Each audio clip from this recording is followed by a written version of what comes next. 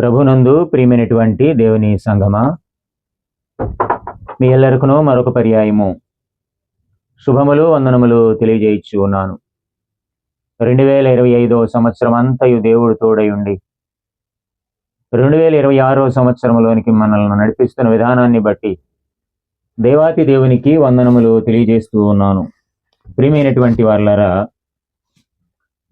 చేద సంస్కారము new year వర్తమానమును విందాం. మనం ఏర్పాటు చేయబడిన లేఖన భాగములను గమనించినట్లయితే యెషయా గ్రంథము 55వ అధ్యాయము 1వ వచనం నుండి 13వ వచన భాగములను, పత్రికా పాఠ్య భాగముగా యాకోబు పత్రిక 4వ అధ్యాయము 13వ వచనం నుండి 17వ వచనం వరకును, స్వార్థ పాఠ్య భాగముగా లోకా స్వార్థ 4వ అధ్యాయము 16వ వచనం నుండి 23వ వచనం వరకు ఉన్న లేఖన భాగమును చదవగా వినియున్నాం. ధ్యాన వచనముగా యెషయా గ్రంథము 55వ అధ్యాయము 6వ వచనాన్ని చదువుకుందాం. యెహోవా మీకు దొరుకు కాలమునందు ఆయనను వెదకుడి, ఆయన సమీపంలో ఉండగా ఆయనను వేడుకొనుడి. ప్రార్థన చేసుకుందాం. కృపా సత్య సంపూర్ణుడు అయిన మా ప్రియ పరలోకపు దేవా, గడిచిన సంవత్సర కాలం అంతయు మీరు తోడై ఉన్నారు. మరొక నూతన సంవత్సరమును మాకు అనుగ్రహిస్తూ ఉన్నందుకు మీకు వందనములు. అందును బట్టి మిమ్మల్ని స్తుతిస్తూ ఉండగా నన్ను మీ సిలువ చాటును మరుగుపరుచుకుని బిడలకు కావలసిన ఆత్మీయ ఆహారం అందించటంలో తోడై ఉండి మీరు బలపరచమని యేసు నామమున అడుగుచున్నాను పరమ తండ్రి, ఆమేన్. మన తండ్రి అయిన దేవుని నుండి ప్రభు అయిన యేసు క్రీస్తు నుండి కృపయు సమాధానం మీకు కలుగునుగాక. ఆమేన్. ప్రియమైనటువంటి వారలారా, గడిచిన కాలం అంతయు శోధనలు, ఇరుకులు, ఇబ్బందులు, సంతోషము, సమాధానము, ఆశ్చర్య కార్యాల ద్వారా మిళితము చేసి దేవుడు మన పట్ల నడిపించి ఉన్నాడు. ఏది ఏమైననో దేవుడు చేసిన కార్యాలను జ్ఞాపకం చేసుకుంటూ నూతన సంవత్సరములో నూతనమైన ఉత్తేజముతో ముందుకు కొనసాగుదాం. యెషయా గ్రంథమును గమనించినట్లయితే ఒక ప్రత్యేకత. పరిశుద్ధ గ్రంథం అంతటిలో మినీ బైబుల్ అని యెషయా గ్రంథమునకు పేరు. ఇందులో ఉన్నటువంటి 66 అధ్యాయాల్లో మొదటి 39 అధ్యాయములు పాత నిబంధన గ్రంథముగా పోలిస్తే తదుపరి ఉన్న 27 అధ్యాయములు కృత నిబంధనగా మనము పోల్చుకోవచ్చు. అయితే పాత నిబంధనగా మొదటి 39 అధ్యాయములలో అవినీతికి, విగ్రహారాధనకు బానిసలైనటువంటి ప్రజలకు కలుగు తీర్పు ఉన్నదని తెలియజేస్తూ ఉన్నాడు. యోధావారు, దాని చుట్టుప్రక్కల ఉన్నటువంటి దేశాలు, భూలోకమంతా పాపంతో నిండి ఉన్నదని, తీర్పు ఉన్నదని హెచ్చరిస్తూ ఉన్నాడు ప్రవక్త. ఇక రెండవదిగా చివరి 27 అధ్యాయములలో ఇది పాత నిబంధనగా పోలుస్తూ నిరీక్షణ ప్రకటించుచూ ఉన్నాడు. మెస్సయ్య రక్షకునిగా, సర్వశక్తిమంతునిగా సిలువను మోయుటకు మరియు కిరీటము ధరించుటకు వచ్చుచూ ఉన్నాడు. యెషయా ప్రవచనము పరిచర్య యోధాను పాలించినటువంటి 4 రాజుల పాలన కాలములో కొనసాగినది. క్రొత్త నిబంధనలో పౌలు ఎలానో పాత నిబంధనలో యెషయా ప్రవక్త కూడా అలాంటి వాడే. యెషయా అనగా యెహోవాయే రక్షకుడు. రక్షణ అను పదము 26 సార్లు కనబడుతూ ఉన్నది ఇక్కడ. యెషయాను ఒక షేక్స్పియర్గా మనము చూడవచ్చు. మొదటి అధ్యాయం నుండి 39వ అధ్యాయం వరకు రక్షణ యొక్క ఆవశ్యకతను వివరిస్తే, తదుపరి 40వ అధ్యాయము నుండి 66వ అధ్యాయం వరకు దేవుడే రక్షణ ప్రసాదిస్తాడనే సత్యము తెలుపుచూ ఉన్నది. నేటి అంశము ప్రపంచమునకు మెస్సయ్య ఆహ్వానము. ప్రపంచమునకు మెస్సయ్య ఆహ్వానము అంశం. పాత నిబంధన పాఠ్య భాగంలోకి వెళదాం. ప్రియమైనటువంటి వారలారా, యెషయా గ్రంథము 55వ అధ్యాయము 3వ వచనాన్ని గమనించినట్లయితే, చెవియొగ్గి నా యొద్దకు రండి, మీరు వినిన ఎడల మీరు బ్రతుకుదురు. నేను మీతో నిత్య నిబంధన చేసేదను, దావీదునకు చూపిన శాశ్వత కృపను మీకు చూపుదును. ప్రియ దేవుని బిడలారా, ఇక్కడ మనము గమనించినట్లుగైతే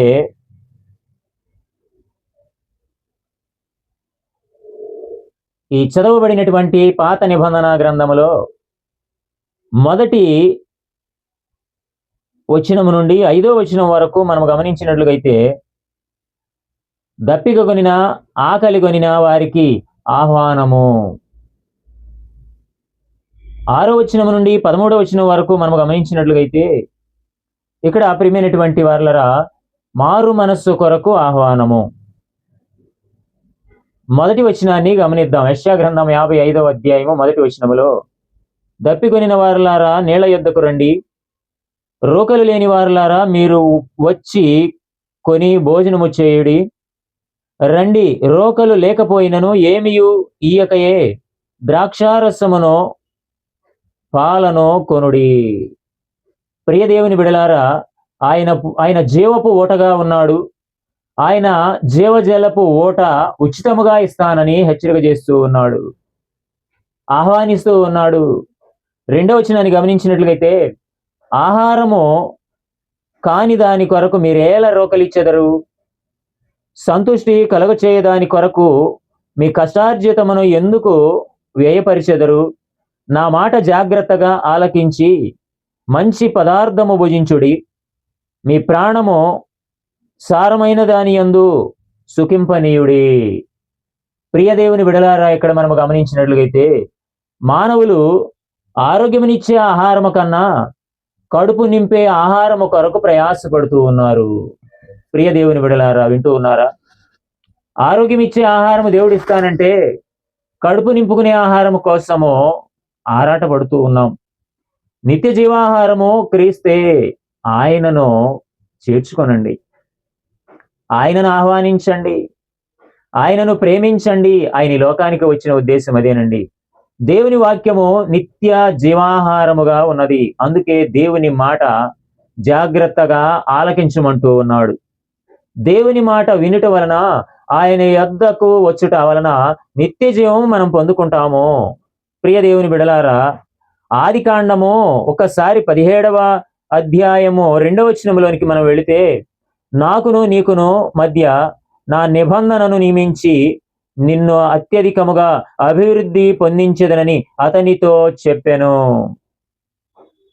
దేవుడు తనను తానుగా చొరవ తీసుకుని అబ్రహాముతో చేసిన నిబంధన, నేను సర్వశక్తి గల దేవుడను, నా సన్నిధిలో నడుచుచు నిందారహితుడై ఉండమని నిన్ను అత్యధికముగా అభివృద్ధి చెందించదనని నిబంధన చేస్తూ ఉన్నాడు. అబ్రహాంతో చేసిన నిబంధన మాత్రమే కాదండి, దేవుని సన్నిధిలో మనము కూడా ఉండి నిందారహితులముగా ఉంటే మనల్ని, మన కుటుంబాలను, మన సంఘాలను కూడా ఆయన అభివృద్ధి మార్గములో నడిపిస్తానని వాగ్దానము చేస్తూ ఉన్నాడు. ఆదికాండము 17వ అధ్యాయములో 11, 12 వచనాలు గమనించినట్లుగైతే, ప్రియమైనటువంటి వారిలో ఎక్కడ కూడా మీరు మీ గోప్యాంగ చర్మమును సున్నతి పొందవలెను, అది నాకు నీకు మధ్య నిబంధనకు సూచనగా ఉండును. 8 దినములు వయస్సు గలవాడు అనగా నీ ఇంట పుట్టినవాడైనను, నీ సంతానము కాని అన్యుని వద్ద వెండితో కొనబడివాడైనను, మీ తరములలో ప్రతి మగవాడు మీలో సున్నతి పొందవలెను. నూతన సంవత్సర విశేషం తెలుసు కదండి. యేసేపు మరియమ్మలు 8వ దినాన దేవాలయములోనికి ప్రభువైన యేసు బాలుడని తీసుకుని వచ్చారు. యూదుల సంప్రదాయం అండి. ఎందుకంటే 8వ దినమున సున్నతి జరిగించాలి.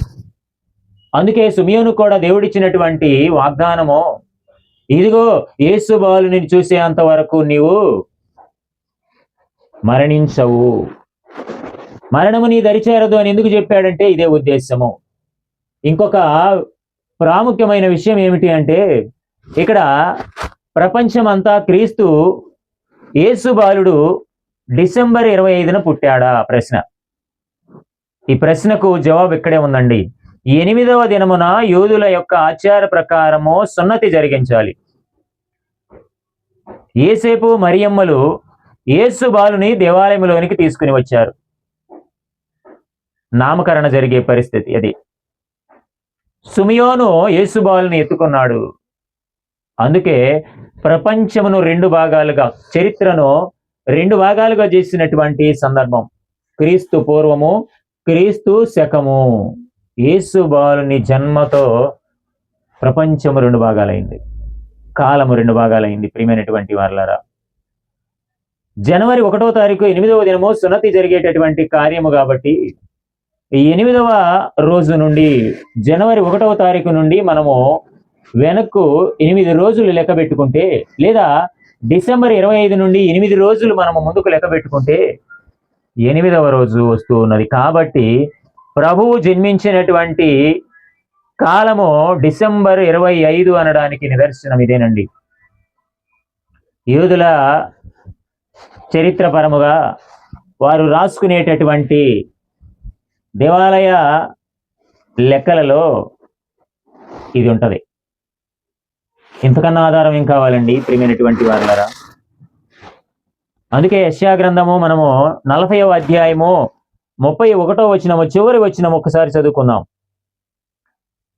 యెహోవా కొరకు ఎదురు చూచువారు నూతన బలము పొందుదురు, వారు పక్షిరాజు వలె రెక్కలు చాపి ఎగురుదురు, అలయక పరికెద్దుతురు, సొమ్మసిల్లక నడిచిపోవుదురు. ఆయన వాగ్దానము ఎంతో గొప్పదో మనం ఇక్కడ చూస్తూ ఉన్నాం ప్రియమైనటువంటి వారలారా. యోహాను సువార్త మనం ఒకసారి గమనించినట్లయితే 5వ అధ్యాయము 1వ వచనం నుండి 15వ వచనం వరకు గమనిస్తే, సమరయ స్త్రీకి భౌతిక నీటి కంటే ఆధ్యాత్మిక నిత్య జీవజలము అవసరమని రక్షణపు జీవజలాన్ని ప్రభు అందించాడు. ఈ సంఘటన మనందరికీ తెలిసిందేనండి. మనము చదువుకున్నటువంటి యెషయా గ్రంథములో, యెషయా గ్రంథము 55వ అధ్యాయము ప్రియమైనటువంటి వారలారా 7వ వచనములోకి వెళదాం. ఇక్కడ మారు మనస్సు కొరకు ఆహ్వానము. భక్తిహీనులు తమ మార్గమును విడువవలెను, దుష్టులు తమ తలంపులను మానవలెను.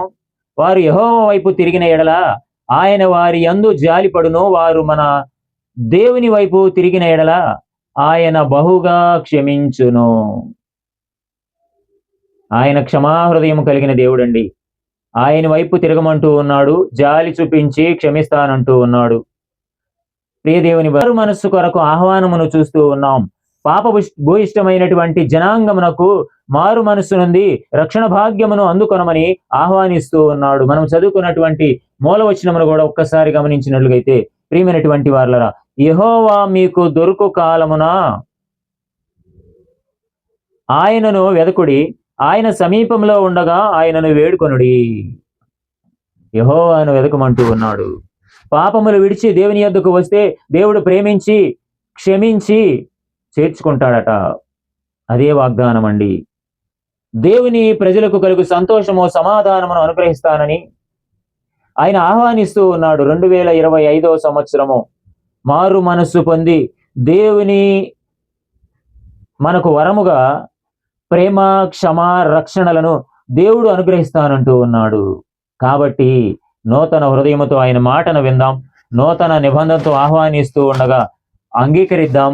మనము రక్షణ కొరకైన ఆహ్వానమని పాత నిబంధనలో ఉపాంశముగా ఏర్పాటు చేసుకొని ఉన్నాం. పత్రికా పాఠ్య భాగంలోకి వెళదాం. యాకోబు పత్రిక 4వ అధ్యాయము 13వ వచనం నుండి 17వ వచనం వరకు ఉన్న లేఖన భాగములను చదువుగా విని ఉన్నాం. ప్రియమైనటువంటి వారలారా, ధ్యాన వచనముగా యాకోబు పత్రిక 4వ అధ్యాయము 13వ వచనాన్ని చదువుకుందాం. నేడైనను రేపైనను ఒకానొక పట్టణమునకు వెళ్ళి అక్కడ 1 సంవత్సరముండి వ్యాపారము చేసి లాభము సంపాదింతుము రండని చెప్పుకొని వారలారా. తర్వాత వచనములో అంటున్నాడు కదా, రేపేమి సంభవించునో మీకు తెలియదు, మీ జీవం ఏపాటిది, మీరు కొంతసేపు కనబడి అంతలో మాయమైపోవు ఆవిరి వంటి వారే. ఇక్కడ ఉపాంశము ప్రియమైనటువంటి వారలారా, నిత్య జీవము కొరకైన ఆహ్వానము. యాకోబు భక్తుని ద్వారా తెలియజేస్తున్న మాటలు.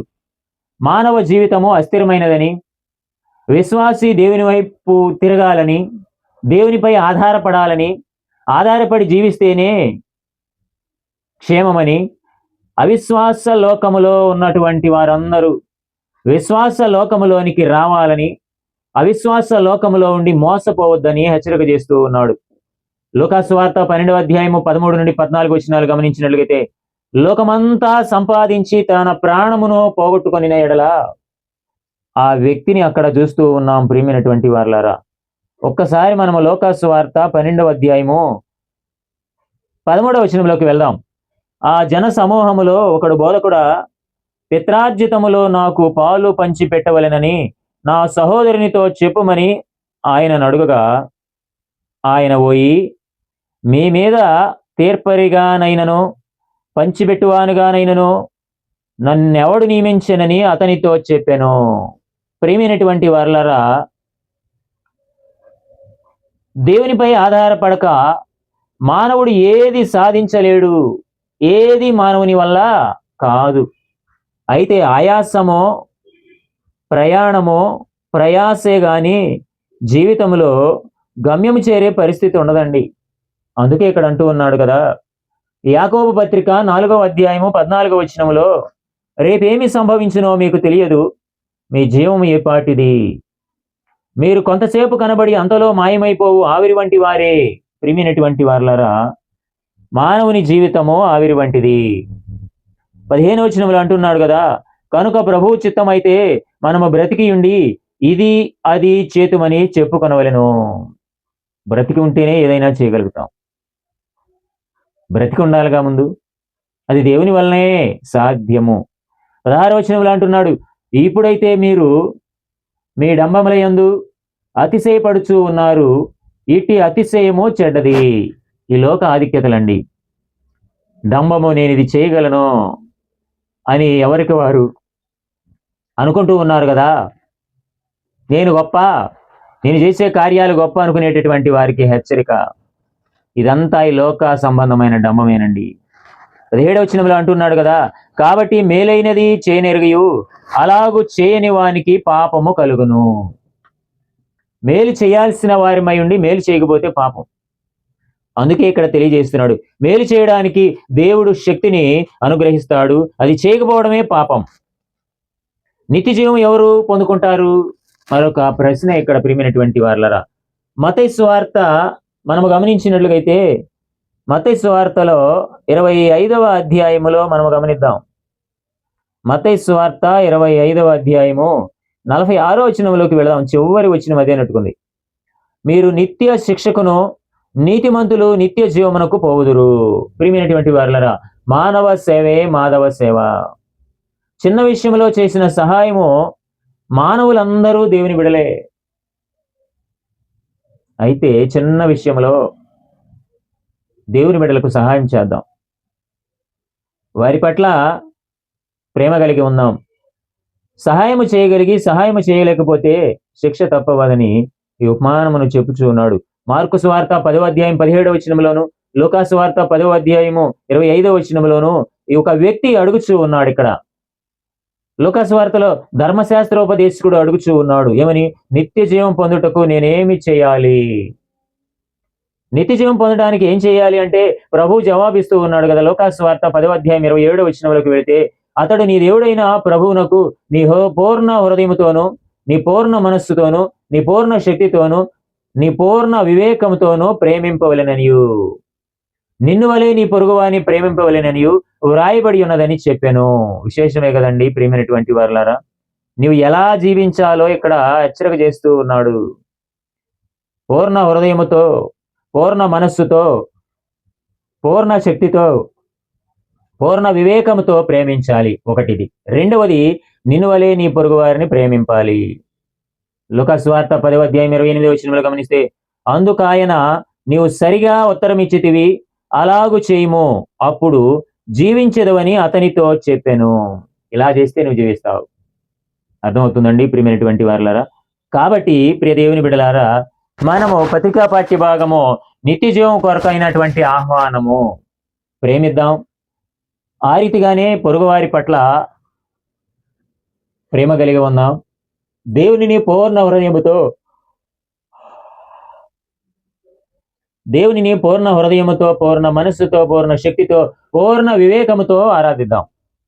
స్వార్థ పాఠ్య భాగంలోకి వెళదాం ప్రియమైనటువంటి వారలారా. లూకాసు వార్త 4వ అధ్యాయము మనము చదువుకున్నటువంటి 4వ అధ్యాయము 16వ వచనం నుండి 21వ వచనం వరకు గమనించినట్లయితే, ధ్యాన వచనముగా లూకాసు వార్త 4వ అధ్యాయము 19వ వచనాన్ని చదువుకుందాం. ప్రభువు హితవత్సరము ప్రకటించుటకును ఆయన నన్ను పంపి ఉన్నాడు అని వ్రాయబడిన చోటు ఆయనకు దొరికెను.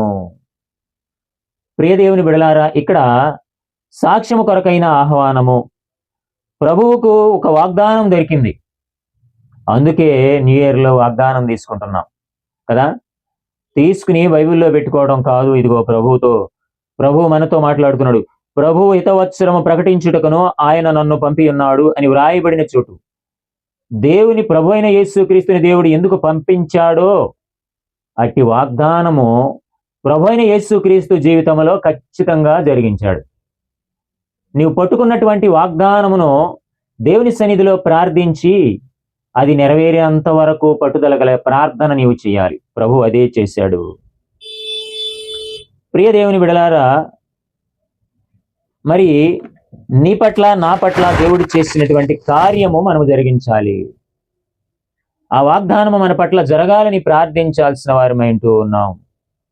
అందుకే 18వ వచనంలో అంటున్నాడు కదా, ప్రభు ఆత్మ నా మీద ఉన్నది, బేదలకు సువార్త ప్రకటించుటకై ఆయన నన్ను అభిషేకించెను, చెరలోనున్న వారికి విడుదల, గుడ్డి వారికి చూపును ప్రకటించుటకును, నలిగిన వారిని విడిపించుటకును. ప్రియమైనటువంటి వారలారా, సువార్త ప్రకటించే బాధ్యత ఇదేనండి ప్రభువుకు వచ్చిన వాగ్దానం. మరి నీకు వచ్చిన వాగ్దానము బైబిల్లో పెట్టుకుని ఇదిగో దేవుడు ఇది ఇచ్చాడు అంటున్నావా? ఆ వాగ్దానము నీవు జీవితంలో జరగాలని పట్టుదల కలిగిన ప్రార్థన చేయడానికి ఈ సంవత్సరంలో సిద్ధపడుతూ ఉన్నావా? ప్రభువైన యేసుక్రీస్తు అరణ్య శోధన అనంతరము శక్తి పొందుకొని గలిలయ ప్రాంతంలో నుండి సువార్తను ప్రారంభించినటువంటి సందర్భం అండి. గలీల్ అనేటటువంటి హెబ్రీ పదానికి చుట్టబడి గలిలయ ప్రాంతములో సుమారు 204 గ్రామాలు ఉన్నాయి. 204 గ్రామాలు. వీటన్నిటిలో సువార్త అందించాలి. ప్రతి గ్రామములోనూ 15,000 మందికి తక్కువ లేరండి. ఈ ప్రజలందరూ సువార్త వినాలి, రక్షణ పొందుకోవాలి. హితవత్సరమును దేవుడు ప్రకటించుచూ ఉండగా విని సాక్ష్యము కలిగిన వారముగా, దైవాహ్వానమును పొందుకునే వారముగా ఉండాలని హెచ్చరిక చేస్తున్నాడు.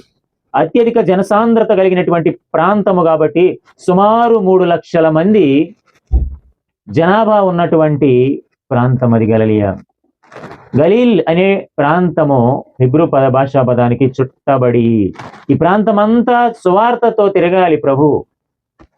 పాలస్తీనా సమాజ మందిరములో నిజమైన మత కేంద్రముగా దేవుడు, మత కేంద్రముగా అనే బదులు సువార్త కేంద్రముగా పరిశుద్ధ గ్రంథాన్ని, ఇంకొక విషయం గమనిస్తే పరిశుద్ధ గ్రంథము మత గ్రంథం అంటూ ఉన్నారండి. కాదండి.